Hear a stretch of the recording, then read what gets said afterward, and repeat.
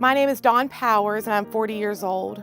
I was born into an easy family, married parents, grandparents who were pastors. I have 2 sisters and 1 brother, but my life changed drastically after my parents divorced. Life was no longer easy. It was a whirlwind of abusive step-parents and custody battles, moving around from place to place and basically living in poverty. I basically stayed in survival mode. Survival mode made it easy for me to maintain a tough demeanor for most of my adult years. The one thing I was sure of was I was going to have children, and I was going to break the generational curse that basically was already bestowed upon me. I met Jason when I was 18. We got married when we were 21. We had Braylon, but life was tough. Jason was caught up in his own addiction issues, and I was guarded. Our marriage wasn't great. I knew there was a Jesus, but I had no personal relationship with him. Basically, at this point, I stayed mad at him. I yearned for a home with lots of children.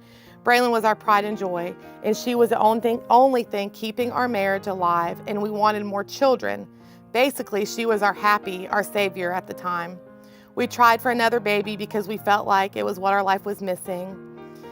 And we wanted the love of more children, but really it was missing the love of Christ. I got pregnant, then lost the first baby at 13 weeks. We tried for the next 15 years. Miscarriage after tubal pregnancy occurred. My tough demeanor only got tougher. There was not a lot of tears over losing the babies. It was an angry, empty, lost feeling. It was if you looked into my eyes, they were hollow. They had gotten used to loss in every form.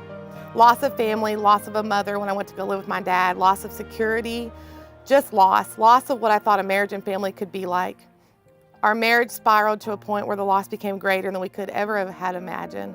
We lost our home, we lost our truck. At that point, we had lost our souls, and we had no idea how we were going to pull out of it. We pretty much hit rock bottom when I got the call from my stepmom in Pennsylvania saying my dad had lung cancer, and they gave him limited time. This was ultimately going to be the worst loss of all. My dad was in the military. I went to live with him in 7th grade, and my life actually got stable. I loved my dad and had so much respect for the man he was. I knew I had to go to him, and we did. We packed everything, loaded a U-Haul, and left for Pennsylvania. This is where I reestablished a relationship with Jesus. I say reestablished because I had found him a couple of times. I was on staff at a church in Conway helping their daycare, but now that I look back, it was a superficial find. I was baptized during that time and started to seek him, not in an all-out manner, but in a selfish seeking manner. God was there the whole time waiting. I knew it, I could feel it, but I ignored it. Then I tried to find him out of desperation. I wanted him to save my dad. It was a fall on my knees desperation where I prayed that I will do anything, God, if you save him prayers. We were in Pennsylvania for 3 years. During this time, I got pregnant for the 5th time and miscarried again. I didn't tell anybody but Jason. I didn't want to upset my dad. Once again, there was that feeling of loss. I felt like I walked around with the word on my forehead, and boy, did the devil use it to his advantage. I was believing his lies. If I wasn't good enough, I wasn't a fit parent, your marriage is a mess, and you are not worthy enough to bear any more children. The sight of a newborn or even a pregnancy announcement was too much to bear. Even directing a daycare at that point would have been out of the question. It was just too painful. But then everything changed. I was sitting in the living room with my dad. He was asleep and seemed to be dreaming.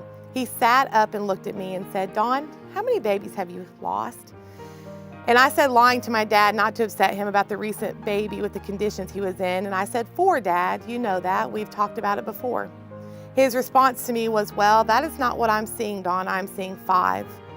I'm not really sure of my reaction because as soon as he said what he said, I heard a direct voice and it said, "Dawn, you are not lost. You are not a victim of your loss, and you are found. You need to seek me. I'm not done with you." And that's what I did.